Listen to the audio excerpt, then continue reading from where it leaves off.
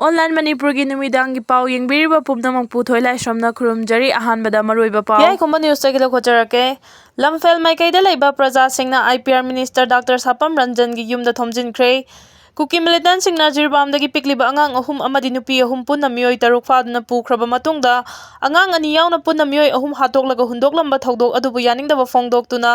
lamfel sana kaithelda leiba IPR minister Dr. Sapam Ranjan gi yumda miyam thomjinkhre miyamga unaba aduda minister na hai athuba matamda cabinet mifam pangthokna chap chaba firef ama lauragani hairiba mifam aduda chap chaba firef lauba ngamdrabadi mahakna pairiba minister amadi MLA famdagi resign tawragani haina miyamda thajaba pirakre Kanglaipa punba kholawge update tagila khojarake Laimramda mi mari rescue tawkhre Arambai Tengol na hauzik khoisaunarba miyamna MLA RK imogi yum amangata Thokhankhre Meeoi khumba news tagila khojarake Manipur gi mapana laikhiba minister amadi MLA sing ngasi fawbagi manungda Imphal da halaknaba chief minister N Biren Singhana samon thaduna khangankre hauzik khoisaunarba miyamna MLA Nisikanta Saponggi yum amangata Thokhankhre Kuki singna Morehda rally chatkhre ngasi border town Morehda Kuki singna rally chatkhre hairiba rally adu tha sigi taraga mathoida jiribamda khuthoknabagi thodokta Kuki terrorist ara CRPF personal singna hatkiba thawong adubu yaningde haiduna Morehda Kuki singi CSO singna senduna Morehda mathau tawduna leiriba CRPF personal singi mayokta border town Morehda CRPF personal sing leibe yaroi haiduna rally adu chatkibani rally adu da saruk yakiba Kuki singna CRPF down Kuki singna go back CRPF Remove the CRPF from More haibana chingba slogan kaya lauduna border town More gi akoibada chatki Union Home Ministry na disturb area lauthokliba sidi khulngliba mitei singbu fage amadi hatke haibani amuko Haukiba chahigi me ahumdagi haurakhiba Manipur gi tamthiraba irang asigi waroishin puraknaba Government of India na machangoiba thabak amata paikhate haiduna Manipur ga punna hingminaba pamba miyamna lauduna lakningai cherak asida haujik Union Home Ministry na disturb area lauthokliba sidi Manipur da thokliba irang asi thamoi sengna loishinge haibanate Manipur gi apunba saktam kaibi yaroi haiduna khulngliba maitai singna fage hatke haibani Kuki jo militant singna chingthaktagi leptana bom nongmai kaptha halakke haibani Khulngliba maitai singi moral down tawnaba amadi miyambu awafamda tanaba silakpo oibana nauna disturb area lauthoklakpa asi laibak miyam hupna yaningde haibadu utminasi haina All Manipur United Club Organization amuko gi secretary publicity haisnam foreign mangangna khuyek piduna thokpa cherol amana phongdorakli cherol aduna makha taraduna hai chahi ama hena maitai khulakta bom nongmai masing thingamdana Kuki jo militant singna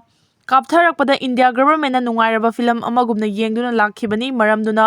nongmai bomgi chaitheng phangliba mafam singduda amuka disturb area gi chaitheng amuk phanganba haibasi khunja singbu anira awafamda tahanbani India government na tasengna Manipur gi apunba saktam ngakna thambiba pamlabadi Manipur si yamna ing chikpa lamdam ama soidana oigani Manipur gi hauriba ihau irang ayambasi Manipur gi apunba saktam kaidanabani amukona chahili sangsitna Manipur gi apunba gi saktam kaidanaba honaduna laklabasu kanglo furupta yumpham oiduna semkhiba organization kayana phongna Manipur thugainaba lauriba tawriba si India lengakna thogalibani Manipur na India da tindringaida Manipur kaigani haibagi mi paiba amata Manipur gi miyamda leiramde haujik Manipur da thogliba irang asisu Kuki jo militant singna Manipur thugaige makhoigi separate administration natraga union territory ama semge haibadagini yamna phongna Manipur thugaige haina Kuki jo militant singna laurakpasi amuko na Manipur gi apun masaktam kaibe yaroi haiduna chahi kya changba lauduna thabak tawduna lakhiba adugi ona tainabani maramduna Manipur thugainaba honarakpa khudingmak amukona thengnaba haiba firef adu suong hongloi hairi Manipur State Force singbu irang thokliba chingi mafam singda ningthina mathau tawhandaba aduga tampaki langi chaitheng nangliba mafam singda su khulngakpa singbu mathau tawba yadanaba disturb area nauna lauthokliba adu yamna michang mikhai naiba India lenga ki thausilni Madu Manipur gi apunba saktam kaiba pamdaba miyamna kariguma mawong amatada yaningde haidi editorial kalam dagi lokocharake Kuki taba mafam singda faspa thambagi wan thok leirabadi Manipur gi lan khudakta loigani Pigliba angang marol thoklaba singna fawba Manipur thokliba lana si kanana loisindabano amadi kanana hobono loinana achummana kanano aranbana kanano haibasi loina khangnare haibasi ngasigi state lengangna amasung center lengangna khangba watlabra natraga khangna thawoina khangsinaroi hairabra haibagi wang singna lamdam asida pumnin lilakle haibada langadaba mandi khali kumja 2023 gi May gi ahumdagi ngasi fawba chathariba lan asida ahobagi matamga hojiki matamgi khara khenarabasu ꯇꯦꯔरिꯁꯀꯤ ꯊꯧꯑꯣꯡ ꯆꯠꯊꯕꯅ ꯀꯅꯥꯅꯣ ꯑꯃꯗꯤ ꯂꯥꯟ ꯉꯥꯛꯊꯣꯛꯄꯅ ꯀꯅꯥꯅꯣ ꯍꯥꯏꯕꯁꯤ ꯉꯁꯤ ꯐꯥꯎꯕ India ꯂꯩꯉꯥꯛꯀꯤ ꯂꯨꯆꯤꯡꯕꯁꯤꯡꯅ ꯈꯪꯗ꯭ꯔꯤꯕꯔꯥ ꯅꯠꯇ꯭ꯔꯒ ꯈꯪꯁꯤꯟꯅꯗꯕ꯭ꯔꯥ ꯍꯥꯏꯕꯒꯤ ꯋꯥꯍꯪꯁꯤꯡꯅꯁꯨ ꯄꯨꯝꯅꯤꯡ ꯅꯤꯜꯂꯕ ꯁ꯭ꯇꯦꯠ ꯑꯃ ꯑꯣꯏꯔꯦ ꯍꯥꯏꯕꯗ ꯍꯥꯏꯃꯟꯕ ꯊꯣꯛꯂꯔꯣꯏ ꯍꯥꯏꯕ ꯌꯥꯏ꯫ ꯃꯔꯥꯜ ꯂꯩꯇꯕ ꯃꯤꯆꯝ ꯃꯤꯌꯥꯝ ꯍꯥꯠꯄ ꯇꯨꯞꯄꯒꯤ ꯃꯊꯛꯇ ꯃꯤꯌꯥꯝꯒꯤ ꯂꯟ ꯊꯨꯝ ꯃꯥꯡꯍꯟꯕ, ꯌꯨꯝ ꯃꯩ ꯊꯥꯕ ꯑꯃꯗꯤ ꯅꯦꯁꯅꯦꯜ ꯍꯥꯏꯋꯦꯁꯤꯡꯗ ꯆꯠꯄ ꯊꯥꯎꯒꯤ ꯑꯃꯗꯤ ꯒ꯭ꯌꯥꯁꯀꯤ ꯒꯥꯔꯤ ꯂꯣꯏꯅꯅ ꯆꯥꯅ ꯊꯛꯅꯕ ꯄꯣꯠꯂꯝ, ꯇꯤꯜꯍꯧ ꯆꯅꯝ, ꯑꯂꯨ ꯄꯨꯕ ꯒꯥꯔꯤ ꯐꯥꯎꯕ ꯃꯩ ꯊꯥꯔꯤ꯫ ꯃꯁꯤꯗꯒꯤ ꯍꯦꯟꯗꯣꯛꯂꯗꯨꯅ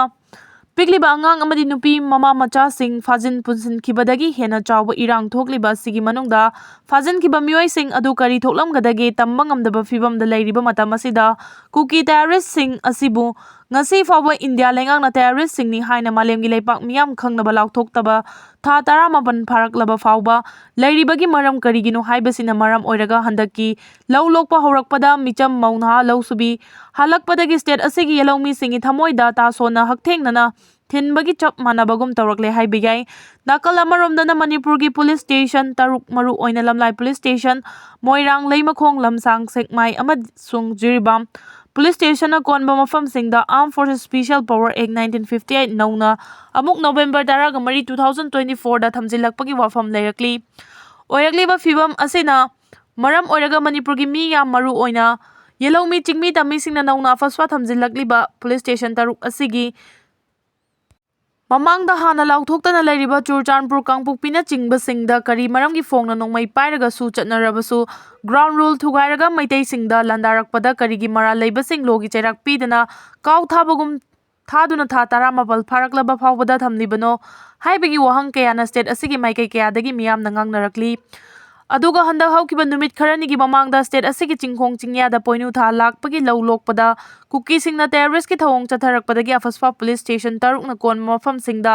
ꯊꯝꯂꯛꯄꯅꯤ ꯍꯥꯏꯅꯔꯛꯄꯅ ꯃꯔꯝ ꯑꯣꯏꯔꯒ ꯑꯐꯁ꯭ꯋꯥ ꯊꯝꯂꯕꯅꯤꯅ ꯈꯨꯜ ꯉꯥꯛꯄ ꯃꯩꯇꯩꯁꯤꯡ ꯇꯧꯊꯣꯛꯈꯤꯕ ꯌꯥꯅꯕ ꯊꯧꯑꯣꯡꯂꯥ ꯍꯥꯏꯕꯒꯤ ꯋꯥꯍꯪ ꯑꯃꯨꯛ ꯂꯥꯛꯂꯤ꯫ ꯅꯥꯀꯜ ꯑꯃꯔꯣꯝꯗꯅ ꯏꯟꯗꯤꯌꯥꯒꯤ ꯂꯩꯉꯥꯛꯅ ꯊꯃꯣꯏ ꯁꯦꯡꯅ ꯂꯥꯟ ꯈꯥꯝꯕ ꯑꯃꯗꯤ ꯂꯥꯟ ꯉꯥꯛꯄ ꯑꯣꯏꯔꯕꯗꯤ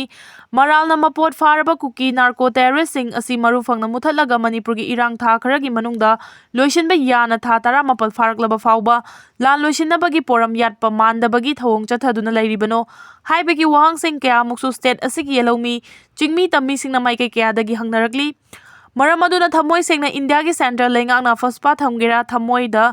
ꯑꯔꯥꯟꯕ ꯇꯧꯔꯤꯕ ꯇꯦꯔरिꯁꯀꯤ ꯊꯧꯑꯣꯡ ꯆꯠꯊꯗꯨꯅ ꯂꯩꯔꯤꯕ ꯆꯤꯡꯒꯤ ꯀꯨꯀꯤ ꯇꯥꯕ ꯃꯐꯝꯁꯤꯡꯗ ꯑꯐꯁ꯭ꯋꯥ ꯊꯝꯕꯒꯤ ꯋꯥꯍꯟꯊꯣꯛ ꯂꯩꯍꯟꯗꯨꯅ ꯃꯔꯥꯜ ꯂꯩꯕꯁꯤꯡ ꯂꯣꯒꯤ ꯑꯣꯏꯕ ꯆꯩꯔꯥꯛ ꯐꯪꯍꯟꯗꯨꯅ ꯊꯃꯣꯏ ꯁꯦꯡꯅ ꯂꯥꯟ ꯂꯣꯏꯁꯤꯟꯅꯕ ꯏꯟꯗꯤꯌꯥꯒꯤ ꯂꯩꯉꯥꯛꯅ